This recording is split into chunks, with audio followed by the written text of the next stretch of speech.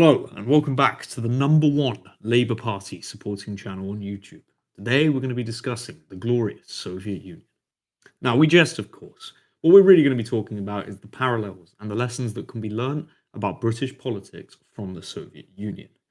Now, we'll be drawing historical comparison from the Soviet Union to then map on the future of British politics and also draw comparisons between previous British prime ministers.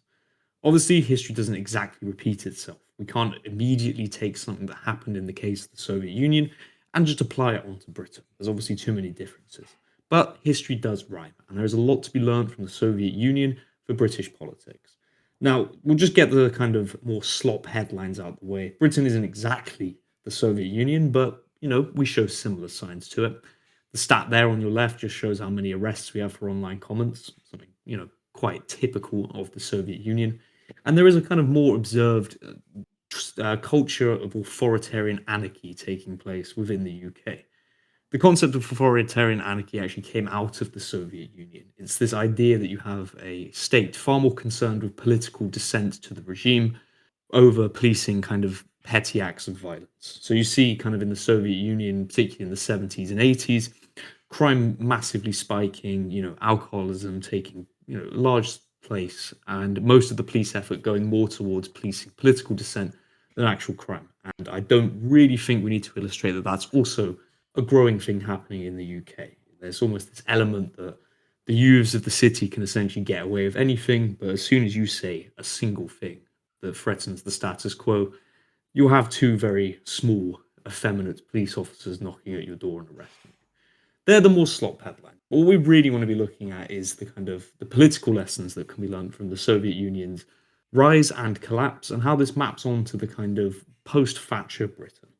So, for those not acquainted, I'll start briefly by taking us through the Soviet Union's political history and then the British political history, just so we can establish the context. If you feel familiar with these, feel free to skip ahead to when we make conclusions. But for those less informed, I will quickly just outline a political history of the Soviet Union in the terms relevant to the topic of this video.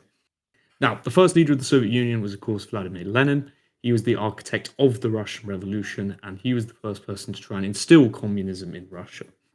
Lenin can be seen as, the beginner of the USSR. It was his ideals that put it in place. Now, Lenin obviously died before he really had time to implement any of these policies, and his predecessor was the famous Joseph Stalin. Joseph Stalin is kind of seen in two ways. He is viewed through one lens as betraying the revolution of Lenin and reverting to a kind of betrayal of the communist dream. By others, and this is the sensible approach that any viewer of this channel should be taking, Stalin was actually pragmatic. Stalin built communism and the USSR in the only practical ways it could have survived. But that's kind of a topic for another day. But what you basically have is you have Lenin bringing in the idea of communism, and you have Stalin cementing it and building the system around it. Stalin dies and is replaced very briefly by Georgy Malenkov and then also Nikita Khrushchev.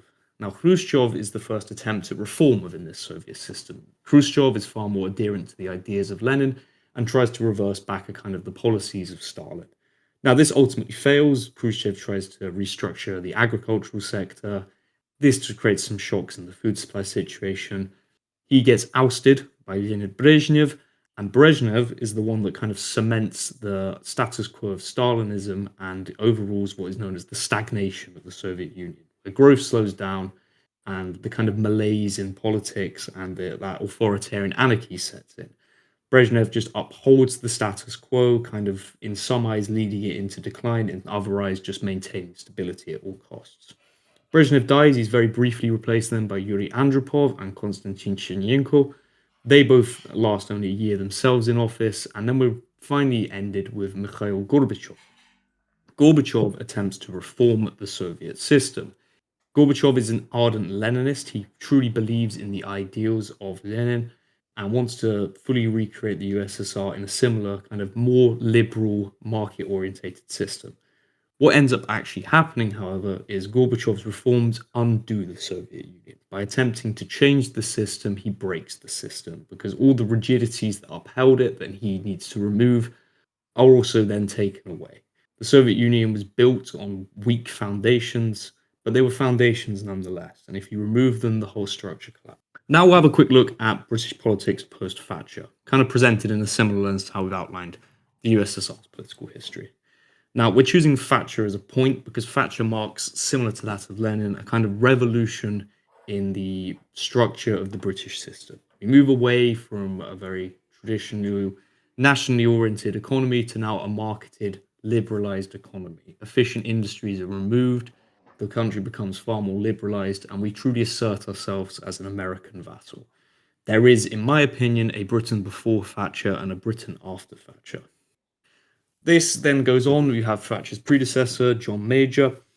We won't touch on him too much. And then you have Tony Blair. Tony Blair, in this case, kind of is our Stalin. If Thatcher's Lenin, Blair is Stalin. Not Stalin. I don't know if Blair would be too happy with being compared to that man. See? No, Blair is our Stalin in the sense that Blair cements the system of Thatcher, but in his own image, and creates the kind of underpinning regime that is to last beyond him. All politics that have come since Blair have either attempted to reform it slightly, but always in the confounds of Blairism, or just simply uphold Blairism. Blair goes on, you have Gordon Brown after him, and then you have David Cameron, who fully cements the Blairist system, a couple of loose Tories, Boris Johnson, and where we are now with Starmer. So, what was the point in laying all of this out? Can we really truly gain much insight from the Soviet system and the British system? I believe we can. There's a couple of scenarios that we can take this from, particularly to who will be winning the next election and what that could entail for Britain. That being reform and Nigel Farage. Now, there's two kind of lessons that can be learned from the Soviet political history that we can now place on Nigel Farage. We can either compare him to Khrushchev or we compare him to Gorbachev. I compare him to Khrushchev in the sense that, yes, in the Khrushchev case, you had Stalin, so Blair, and then immediately Khrushchev. In the British case, obviously, you've had Blair and then a ton of politicians since.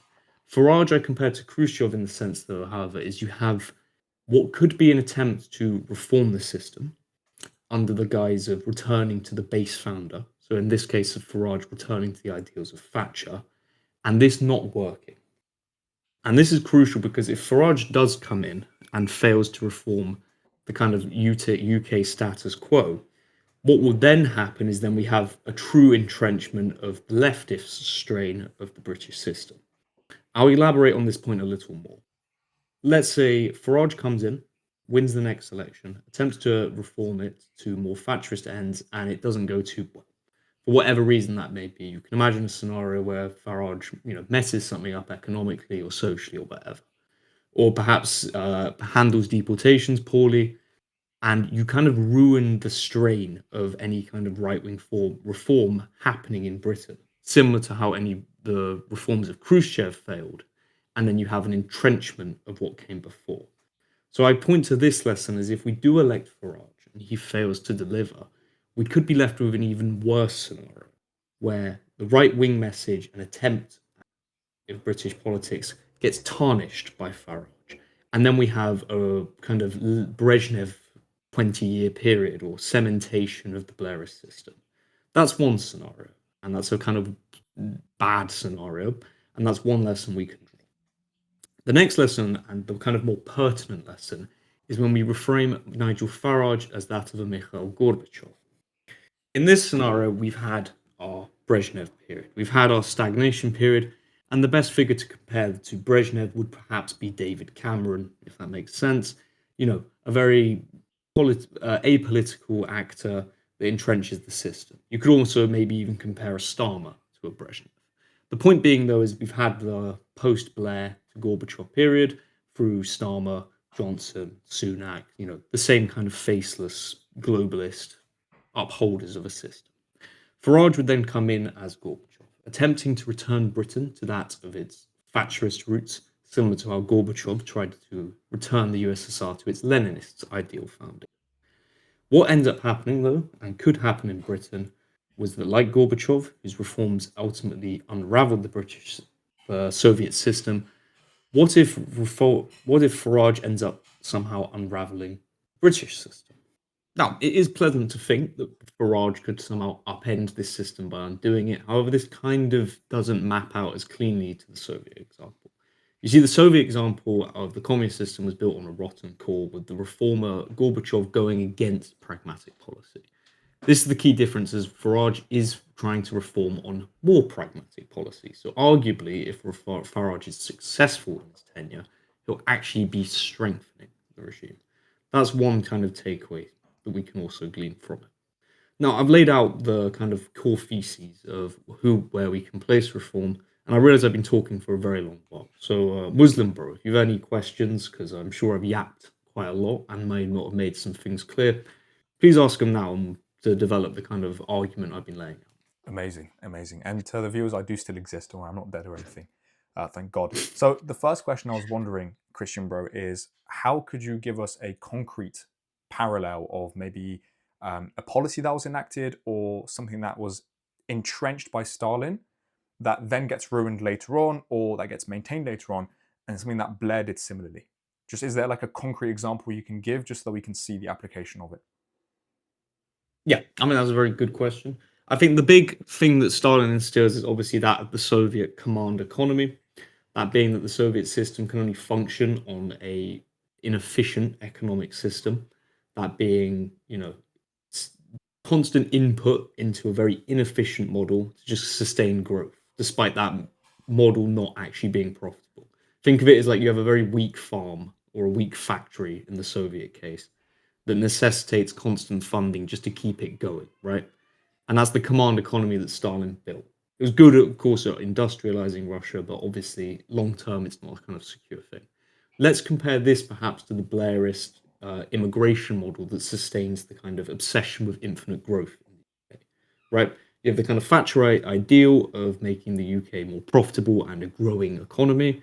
And then you have Blair kind of entrenching this by importing people to keep that growth up. We've outlined in a lot of other videos the kind of logic that capitalism requires immigration, because if you keep importing people, you keep importing consumers, and thus GDP per capita grows despite there being no actual benefits to the native population, right? So you see that kind of Blairist system of immigration growing. So perhaps actually, if you do cut off the immigration, you do fracture the system. The difference is, though, is unlike in the Soviet case where you get rid of the kind of inefficient market economy, the inefficient command economy like Gorbachev tried, and in the UK example, get rid of the immigration, you're actually benefiting the country. But you do kind of see that parallel of a figure coming in and setting in place a institutional trap, we could perhaps say, or an institutional framework that doesn't remain changed, and its subsequent leaders only continue adding to. Cool. That makes sense. And I assume a few people will be wondering, right, well, they understand that reform, or Farage specifically, might unravel certain things in the Blairite state, but they'll see that as a positive thing. Could you maybe highlight the fact that instead of unraveling or being the change, you've compared him a little bit to Gorbachev or Brezhnev. Which one do you think he would be most accurately represented by? What should we or could we expect if we were to take the lessons of history? What could we expect from Farage? I know you made those 2 points earlier, but in terms of concrete, what's the word I'm looking for? Concrete scenarios is what I'm saying. So realistically, how do you think Farage will deal with immigration or things like that? Okay, so you're pertaining to the, because I outlined Farage could either be Khrushchev or he could either be Gorbachev. Okay. Yes. So yeah, the lesson of the Khrushchev example is the bad outcome from this kind of parallel. Bad outcome being that you have an attempt at reform that seems sensible, like Khrushchev. However, it fails because there's either too much systemic institutions blocking that reform coming in, and it creates problems, and thus we revert back to the status quo because we've tried it, right? So you could see this perhaps with Farage coming in, trying to change the system by removing immigrants, and it goes down horribly in the terms of PR, and thus we have this almost like never again attitude to it, and that really damages the UK. Do you get what I'm saying there? Yep, I see what you're saying there. Yeah. Yeah, and then in terms of the Gorbachev example of removing immigrants, I mean, personally as well, this is the other issue with this model, perhaps, is that I personally don't think Farage will want to remove immigrants, right? No, He's because if similar we to stick to your Gorbachev in the example of sense of sticking, sorry to cut you off, Christian, but I was going to say, if we stick to the example of going back to the initial founder of the ideology, he would not want to stop immigration at all because Thatcherism wouldn't want to end immigration. Yeah, precisely. Gotcha. So like Farage will probably do. Farage is similar to Gorbachev, then less in the sense of trying to better the country. Dare I say, he's similar to Gorbachev in the sense that more he wants to return to the founding of the system. Right? Gorbachev wanted to return to Lenin. Farage wants to return to Thatcherism.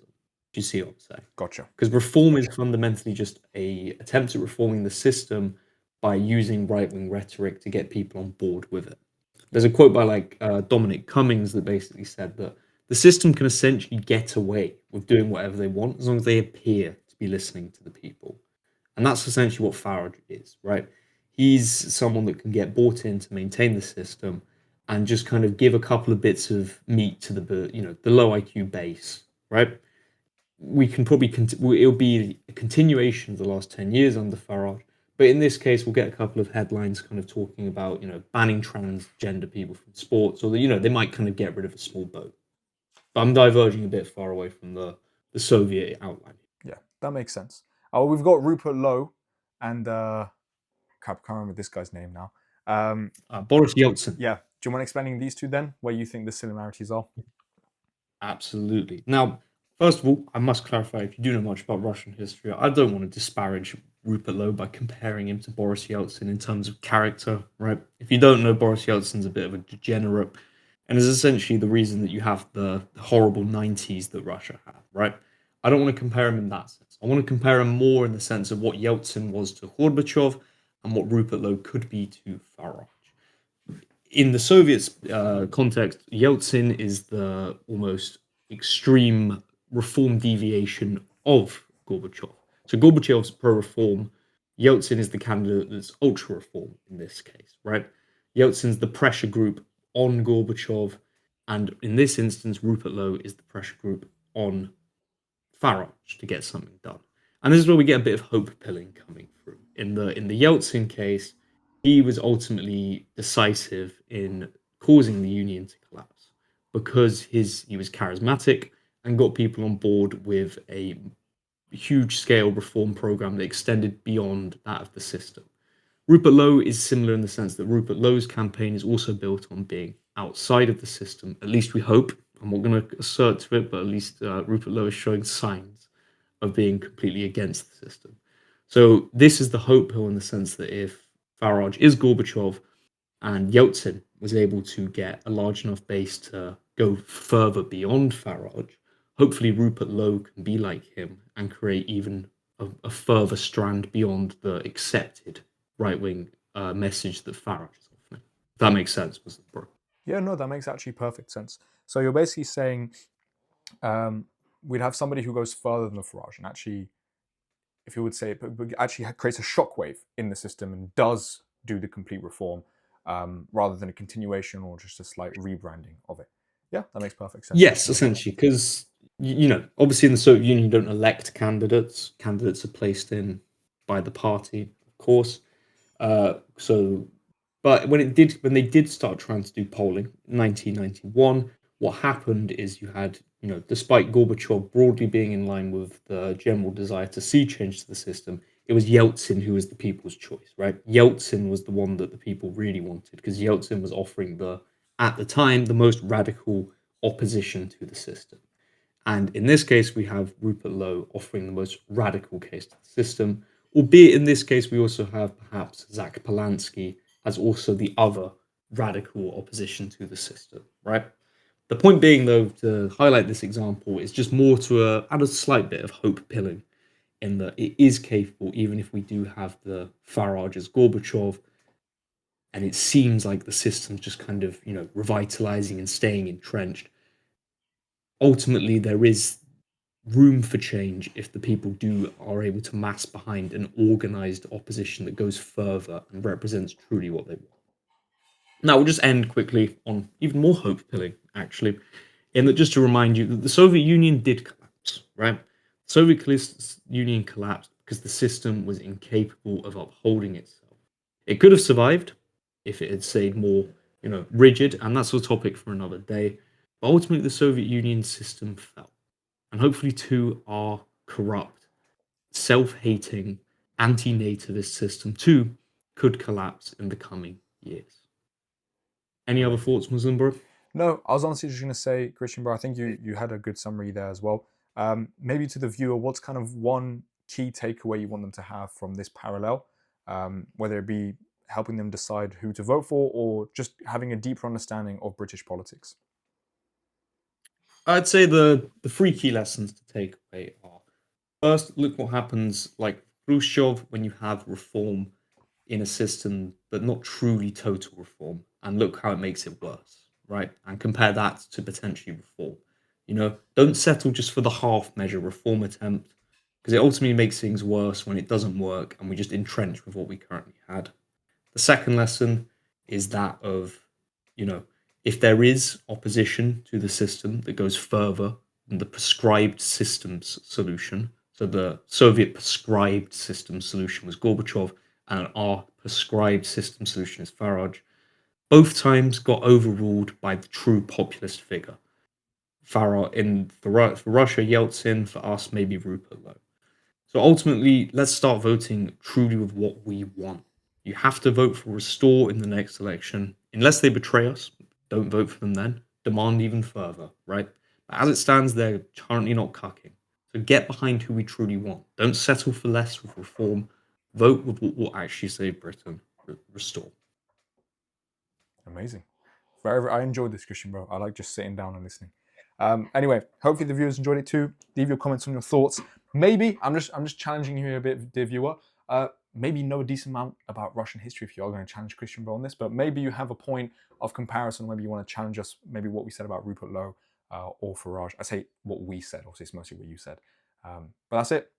Thank you very much for watching. God bless you all. Please subscribe. That'd be really, really cool. We'd love you for it. And we'll see you in the next one. And like the video as well. Yeah, like the video. We like seeing the ratio. No, but and honestly, if you did like it, feel free to defeat the reform bots with the likes. Yeah, defeat the reform bots. We always get flipping reform bots or yeah. Anyway, We've yapped on that. Thank you very much. Thank you very much. Bye bye.